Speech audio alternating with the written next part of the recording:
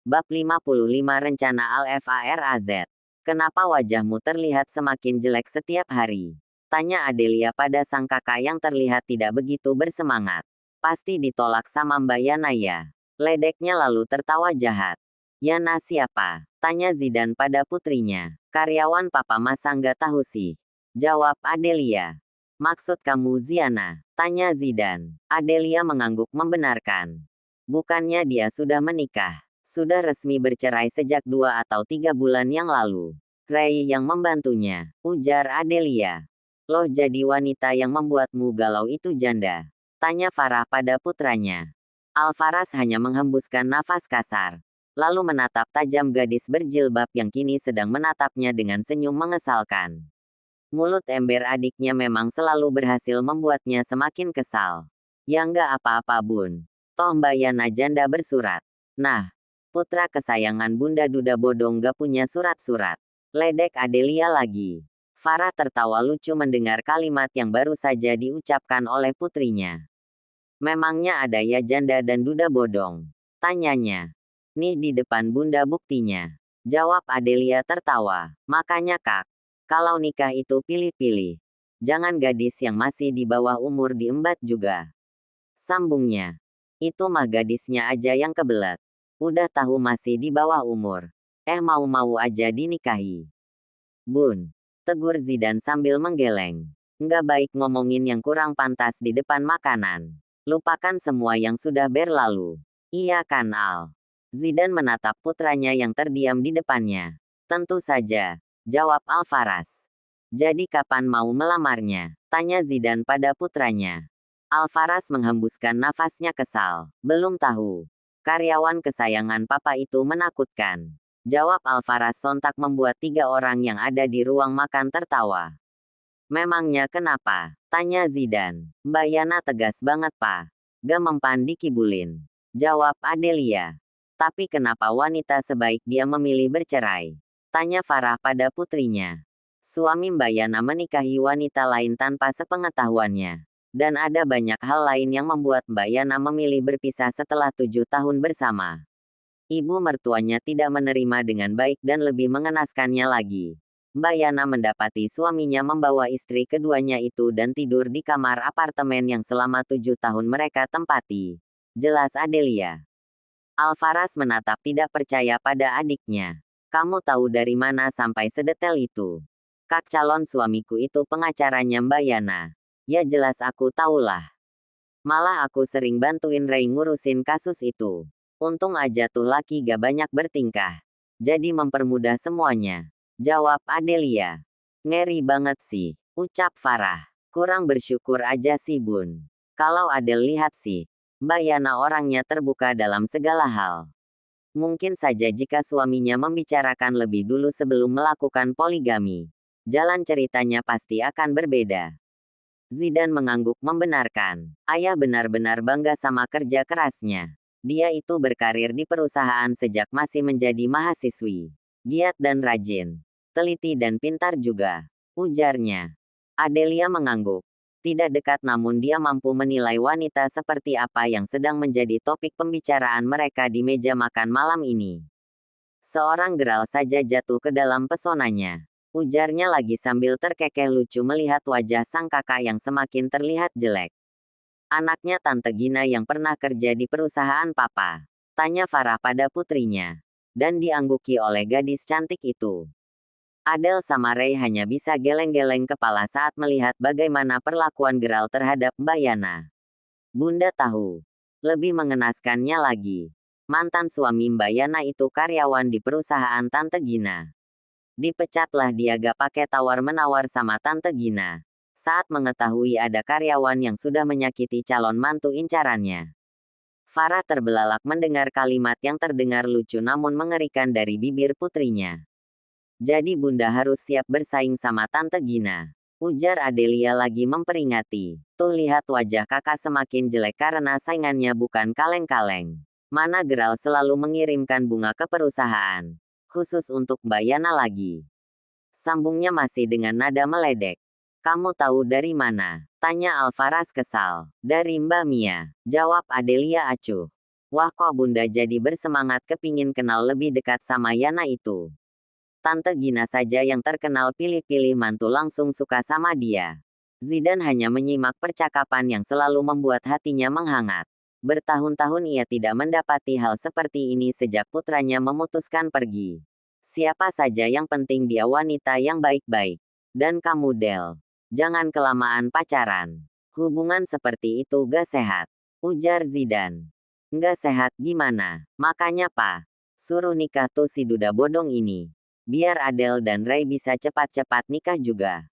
Ujar Adelia. Farah tertawa geli mendengar kata duda bodong yang terus saja diucapkan putrinya. Besok ajak Bunda ke rumahnya ya Al, pinta Farah.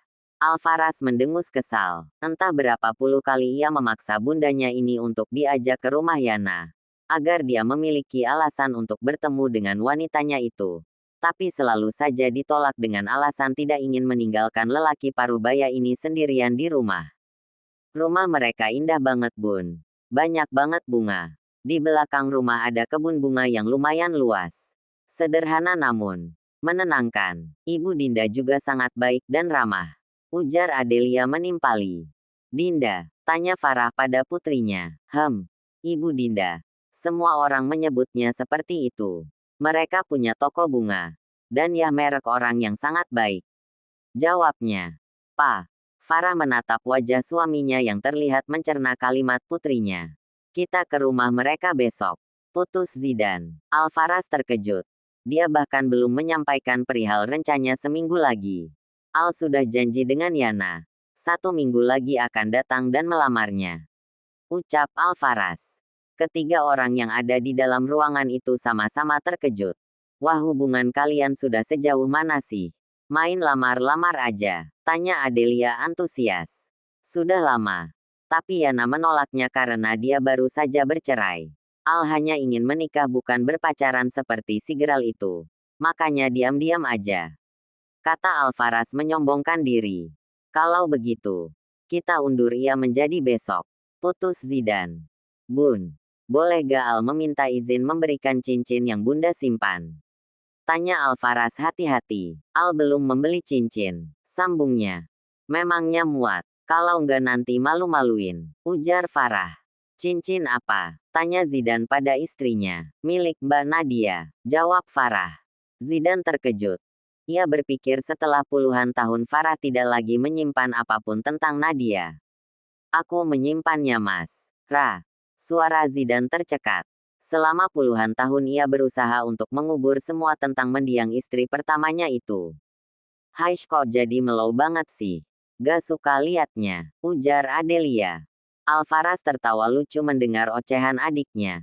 Dinda menatap prihatin pada dua orang yang kini duduk tertunduk di ruang tamu rumahnya. Wanita anggun yang selama sekian tahun menjadi besannya tidak pernah sekalipun berkunjung. Kini duduk diam sambil tertunduk dalam di hadapannya. Berikan putraku kesempatan Dinda. Ini bukan kesalahannya tapi kesalahanku. Jangan menghukumnya. Biar aku yang akan menjalani hukumannya. Ujar Lina. Ziana hanya diam menyimak pembicaraan ibu dan mantan mama mertuanya. Sesekali ia menatap lelaki yang kini terlihat semakin hancur dengan prihatin. Maafkan saya. Itu bukanlah hak saya untuk memutuskan. Tapi sepenuhnya adalah hak Ziana. Jawab Dinda. Sejujurnya ia pun merasa sedih melihat menantunya yang terlihat hancur seperti ini. Kasihanilah putraku Dinda. Dia bahkan tidak lagi memiliki apapun saat ini. Lina kembali memohon. Reno semakin tertunduk dalam menahan malu. Mengemis pada wanita yang telah ia lukai. Sungguh ini sangat memalukan baginya. Namun, karena rasa ini masih saja terus menyiksa. Ditambah lagi hidupnya yang seakan hilang arah tanpa Ziana membuatnya memberanikan diri datang dan kembali memohon setelah sekian bulan. Bagaimana kabar anak dan istrimu Nak Reno? Tanya Dinda. Rara sudah kembali ke rumah orang tuanya di Lampung. Dan anak kami tidak bisa diselamatkan dokter. Jawab Reno masih tertunduk dalam. Sayang sekali Mas. Kamu menghancurkan dua wanita dalam waktu yang bersamaan. Seharusnya setelah melukai aku, kamu tidak lagi melakukan hal yang sama pada wanita yang telah membuatku terluka. Ujar Yana setelah sekian menit menutup mulutnya rapat-rapat. Aku tidak mencintainya, Nah. Aku tersiksa karena memaksakan perasaanku padanya. Jawab Reno. Yana tidak lagi menimpali. Ia hanya menggelengkan kepala tidak percaya karena selama bertahun-tahun ia mencintai laki-laki yang ada di hadapannya ini. Bagaimana bisa memaksakan perasaan? Sementara ia melihat dengan mata kepalanya sendiri bagaimana Reno begitu menikmati tubuh wanita yang katanya tidak dia cintai itu. Apa tidak lagi memiliki kesempatan, Nak? Tanya Lina dengan nada lembut. Yana menarik sudut bibirnya. Sekian tahun membina hubungan dengan Reno. Ini pertama kalinya wanita yang pernah ia panggil mama ini menyebutnya Nak dengan nada yang begitu lembut. Nak, beri Reno satu kesempatan lagi. Mama janji tidak akan mencampuri urusan kalian lagi. Bujuk Lina. Yana menggeleng tegas. Kamu tidak lagi mencintaiku? Tanya Reno saat melihat Yana menjawab permintaan sang ibu dengan gelengan kepala. Aku sudah menghapusnya selama 3 bulan ini. Jawab Yana. Apa karena anak direktur perusahaan tempatku bekerja? Tanya Reno. Aku tahu Ibu Gina memecatku karena putranya mencintaimu. Sambungnya. Dinda terkejut mendengar kalimat yang keluar dari mulut Reno. Ia lantas menatap wajah Yana yang terlihat tenang tanpa terpengaruh dengan kalimat yang diutarakan mantan menantunya.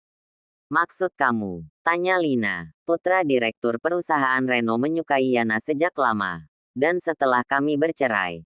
Lelaki itu menyatakan perasaannya. Iya kan, Nah? Yana tersenyum mendengar kalimat Reno yang seakan mengadu pada dua wanita parubaya yang ada di hadapan mereka untuk mencari pembelaan bahwa di sini bukan hanya Reno yang bersalah, tapi dirinya juga sekian tahun menyimpan hubungan dengan orang lain. Benar begitu, Nak? Tanya Dinda pada putrinya. Ya. Geral mengatakan kalau dia mencintaiku sekian tahun bahkan saat kami masih sama-sama menjadi mahasiswa magang di kantor Yana bekerja. Jawab Yana sambil menatap remeh laki-laki yang tidak ingin membiarkan dirinya hidup dengan tenang. Sayang ya, Bu. Yana tidak mengetahui hal itu sebelum menikah dengan Reno. Ibu bayangkan saja bagaimana beruntungnya menjadi menantu dari keluarga kaya. Sambungnya mencemooh. Ia ingin menegaskan jika dirinya yang dipandang rendah, justru diinginkan oleh wanita sekelas Ibu Regina. Ah, Sirna sudah rasa prihatin yang sejak tadi tertuju pada mantan suaminya ini. Maaf Tante. Yana tidak lagi memungut sesuatu yang sudah Yana buang. Apalagi sesuatu yang Yana buang itu sudah menjadi bekas orang lain. Ucap Yana lagi dengan nada yang begitu sopan tapi menusuk. Kita pulang, Ma. Ajak Reno. Dinda diam. Dia tidak tahu harus berbuat apa. Maafkan Mama Yana. Lina masih memohon. Aku sudah memaafkan segalanya setelah memutuskan berpisah. Sekarang pun tidak ada lagi yang aku ingat tentang luka itu. Lagi pula, sebentar lagi aku akan menikah. Ucap Yana sambil melirik satu pesan singkat yang masuk ke dalam ponselnya. Bahu Reno semakin merosot mendengar kalimat Yana. Harapannya runtuh. Ia bahkan tidak memiliki apapun untuk bersaing dengan lelaki sekelas Geral. Apa kamu akan menikah dengan Geral? Tanya Reno. Yana hanya tersenyum tanpa berniat menjawab pertanyaan yang ia rasa tidak wajib dijawab olehnya. Nak, Dinda menyentuh punggung tangan putrinya. Berharap putrinya berhenti membuat dua orang yang ada di hadapan mereka ini semakin hancur. Satu panggilan video terlihat masuk ke dalam ponselnya. Yana tersenyum melirik nama siapa yang kini tertera di layar ponselnya. Sejak tadi pesan singkat terus masuk. Berasal dari lelaki posesifnya itu. Namun, belum sempat ia balas karena pembicaraan dengan mantan suaminya yang belum selesai. Kami pamit. Semoga kamu bahagia. Reno mengepalkan tangannya. Sungguh ia tidak menerima apapun tentang Yana dengan laki-laki manapun termasuk Geral. Ren, Lina masih menahan tangan putranya. Mencegah agar tidak beranjak dari rumah mantan besannya ini. Ma, semuanya sudah berakhir. Ayo kita pulang. Ajak Reno lalu berdiri meninggalkan sang mama yang masih memohon diberi satu kesempatan. Nak, Dinda kembali menyentuh punggung tangan putrinya. Biarkan saja, Bu. Mas Reno benar semua tentang kami sudah berakhir diketukan palu hakim beberapa bulan yang lalu. Tidak ada lagi kesempatan atau apapun itu. Jelas Yana. Bisa Mama meminta apartemenmu, Nak?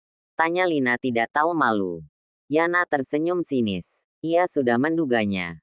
Bahwa kedatangan mantan mama mertuanya hari ini tidak lain adalah tentang harta. Ambil saja tante.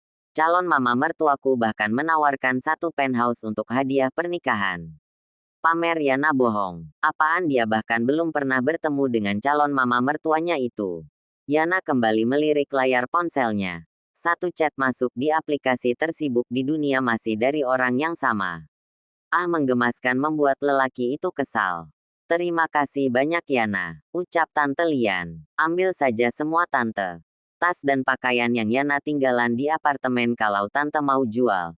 Jual aja. Ujar Yana. Dinda semakin tidak enak dengan kalimat putrinya yang terus merendahkan wanita yang masih duduk di hadapannya. Ayo ma.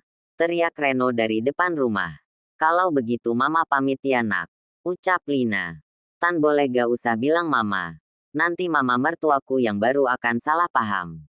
Ucap Yana. Oh iya. Mama. Maksudnya tante minta maaf sudah lancang. Yana hanya mengangguk. Lalu membiarkan wanita yang selalu menghinanya dulu keluar dari rumah ibunya. Ziana. Tegur Dinda pada putrinya setelah kepergian mantan besannya. Apa yang kamu dapatkan? Kepuasan. Marah Dinda pada putrinya. Yana diam tidak berani menjawab. Namun, benar ia puas karena berhasil membalas perlakuan wanita yang selalu ia hormati dulu. Jangan seperti ini. Ibu ingin kamu benar-benar menjalani kehidupan yang bahagia. Jangan menyimpan sesuatu yang buruk di dalam hati. Itu akan menjadi penyakit yang sulit disembuhkan. Ujar Dinda memperingati. Maafkan Yana Bu. Yan hanya ingin menegaskan bahwa tidak selamanya sesuatu yang mereka anggap remeh itu tidak berharga. Yan ingin memberitahu mereka, jika yang mereka anggap tidak berharga itu akan berharga bagi orang lain. Jawab Yana. Sini ibu peluk. Maafkan ibu selama ini selalu menutup mata tentang masalah rumah tanggamu. Dinda merentangkan tangannya, lalu membawa putrinya masuk ke dalam dekapan. Buka ia tidak peduli. Namun setelah putrinya menikah, ia memilih untuk tidak mencampuri soal apapun itu yang menyangkut Yana.